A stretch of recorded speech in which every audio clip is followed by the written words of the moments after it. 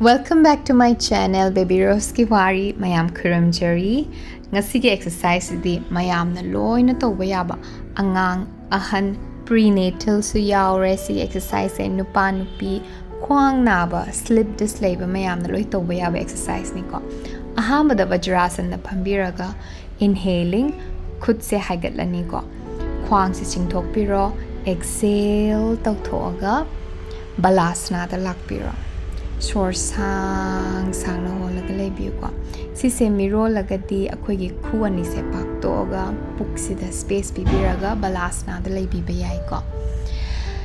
Inhaling deeply, exhaling out. Inhaling kok haigalani ahambada cat and cow haina khangnaba sigi pose spinal the movement bibiba ko. Inhaling looking up, exhaling, contract.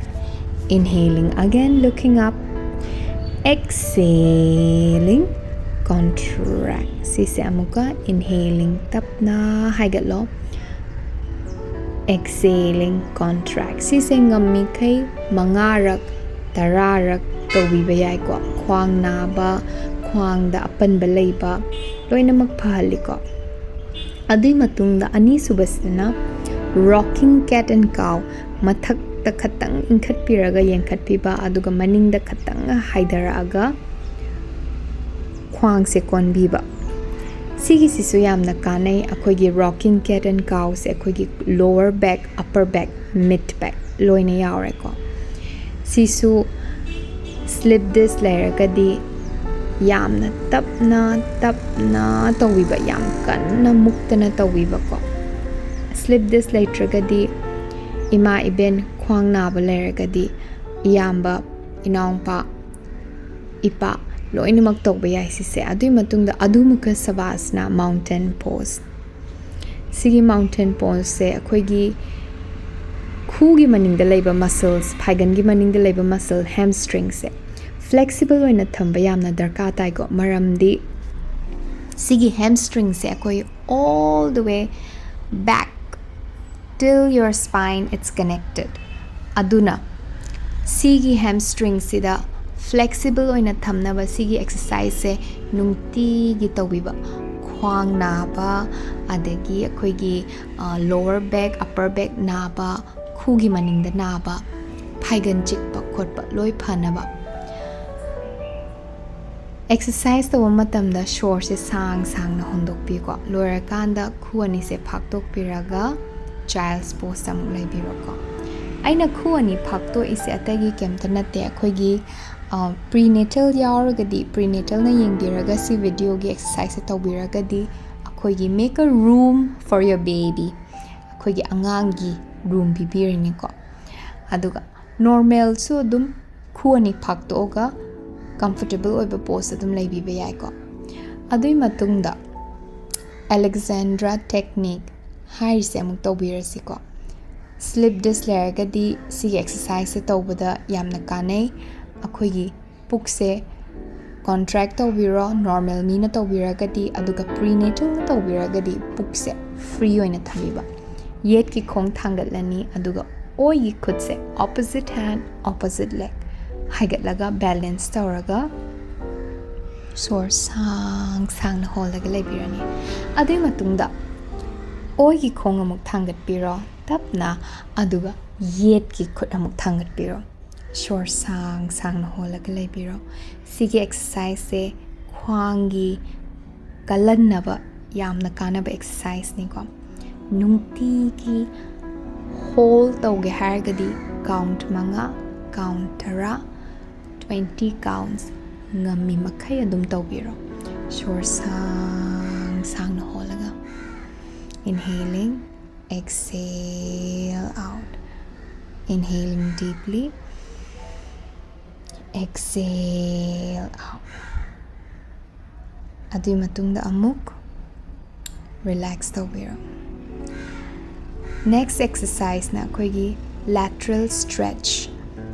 Sigi exercise akhoi office ta nungti gi phamagadi aduga imungda thabak yam tawragadi khwang naragadi sigi stretching se tawba yamna kanai ko prenatal gi su yamna kanai maramdi akoigi rib cage area da pukse kangthorakpa matamda space pibirini ko sisu nungtigi miyoibana loina tawba yai adui matungda floor gi exercise yamna chamba hiptharaga bridge pose setu bandasana khwang se vertebra by vertebra tapna haigalaga squeezing your gluteus muscles hold in this position inhaling shor sang na honjin biro shor sang na mung hondok biro sor hondok pa matamda tapna haidarani yamna smooth oina yam nungai na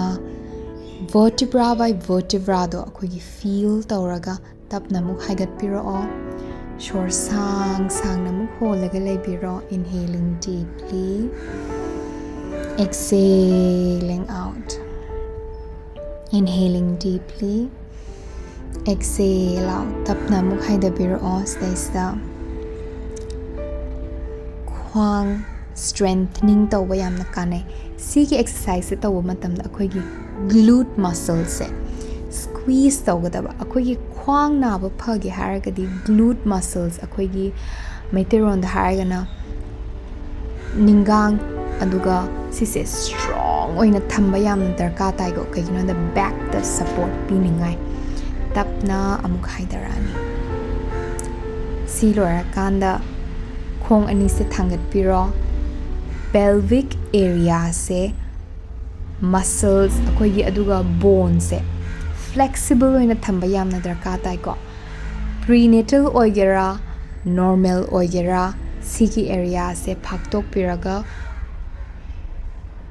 khongbi ani se paibi raga namtharaga leibiyu ko shor sang na holaga khwang sina flat on the back on the ground yamna kanaba exercise ne sise yamna chamba mathangi exercise na knee to chest hug miro lagadi sigi exercise tawbinu kaigino da puk the pressure piba yade miron dragadi sigi exercise se khoi tawba yai ko knee to chest hug one of the best exercise khwangi shor sang na holaga leibiyu yamna lai ado sigi exercise se yamna kanaba nungti gi tawgadaba exercise ni ko tapna hold tawraga shor sang na holaga leibiyu ko adai matungda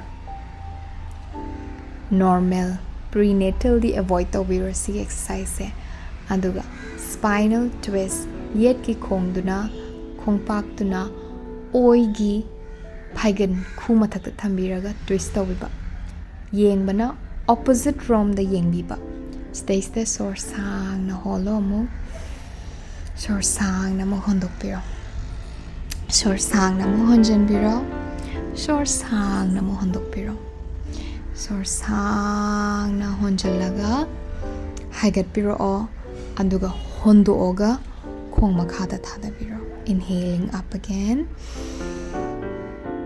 exhale tawtho aduga atopa side ta muk tawbiro stay shu shor sang na honjan biro shor sang na hondok biro shor sang na mo honjan biro shor sang na mo hondok biro khwangi yamna kanaba exercise ni ko akoigi spine the movement bibir ni ko adui matungda shor sang na mo honjalaga hondoga khong se makhada haidarani sigi matungda savasana hairise relaxing pose da leibiro khongdon matondagi kok maton paupa loinama relax tawbiyo adui matungda abdominal breathwork yamna kanaba breathwork yet ki khutsina khoidawda thambiraga oi ki khutsina thabakta thambiraga inhaling stomach coming up exhale contract